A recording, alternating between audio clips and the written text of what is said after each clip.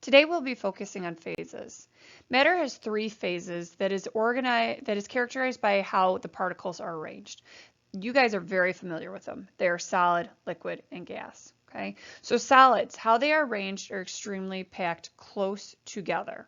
Okay, they are attraction. Solids have attractive forces between particles. What that means is that one particle is very attracted to another, so they remain close.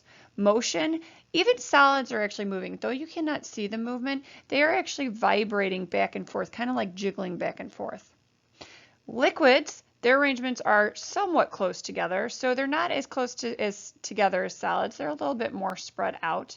They have a little attraction between each other, and that's judged by how much space is between. And notice that there's more space, so it's less attracted than the solids are to one another. And motion, they vibrate, but they also spin and they also flow. Okay, so you kind of want to think they kind of like flow all over each other and stuff like that. That's how they move. So solids vibrate, liquids flow. In gases, particles are extremely far apart. They're as far apart as possible, basically. They have no attraction between each other, and that's why they can be so spread apart. And the particles move totally randomly and take the shape of the container. Okay, so solids vibrate, liquids flow, gases are completely random, solids are compact, liquids less, and gases completely not. So when we're trying to draw particle pictures of these different things, what you want to do is you want to make sure that you show their arrangement, their attraction, and the motion of each other. And how do we show motion? We throw them through whooshies. So I'm going to just draw my typical solid as I've gone over before. Okay, so typical solid. Okay, and so I found my arrangement. It is taking its own shape. It does not take the shape of the container. It maintains its volume. They are extremely attracted to one another comparatively. And motion, I'm going to just show some vibration on the side. A liquid, we draw a little layer. We show some attraction by them having kind of close together. We need to show that they take the shape of the container.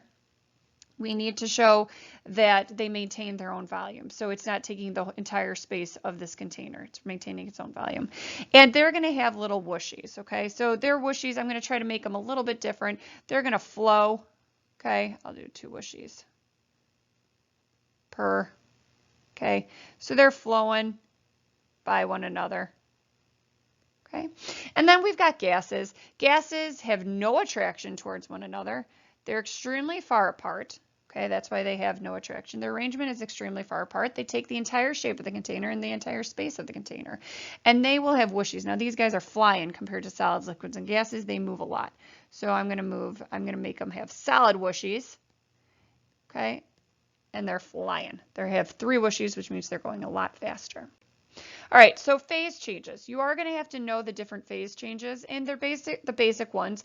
I always try to think of that of water, and I know the term then. So water as a solid is ice, and it goes to a liquid, and that is called melting.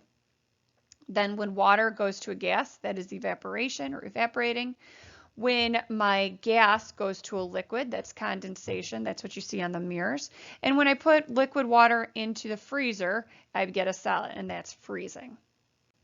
Okay, so let's try to draw a before and after particle picture of water freezing. Okay, so first we have to know what states of matter is. So that's a liquid, and it's going to go to a solid. I am going to make sure that I only use 9 particles throughout the entire thing because of the law of conservation of mass. So that's 7, 8, 9. Okay, I'm going to draw that they do have some movement. Okay, so we're going to draw a little movement. Okay, I'm freezing it, so there we got that. And then now I'm going to make it into, because this was a liquid, and now I'm going to make it into a solid. I need my 9 particles. They are going to be compact, and they are going to be vibrating back and forth. All right, let's try to do evaporation of water to steam. So I'm going to draw a few particles. 1, 2, 3, 4, 5, 6, 7. I'll draw 7 this time. They're moving. Okay, so we're going from a liquid because that's water. And we're going to go to gas, which is steam. This is called boiling, evaporation, whatever. I started with 7 particles. I'm going to end with 7 particles, but these guys are going to be as spread apart as possible. Okay, they're going to have whooshies. They're going to be hotter, so they're going to be moving faster. And there we've got our gas. All right, so that's evaporation, is going from a liquid to a gas. Make sure that you know your 3 states of matter, basic characteristics of it, and the different phase changes that they can undergo.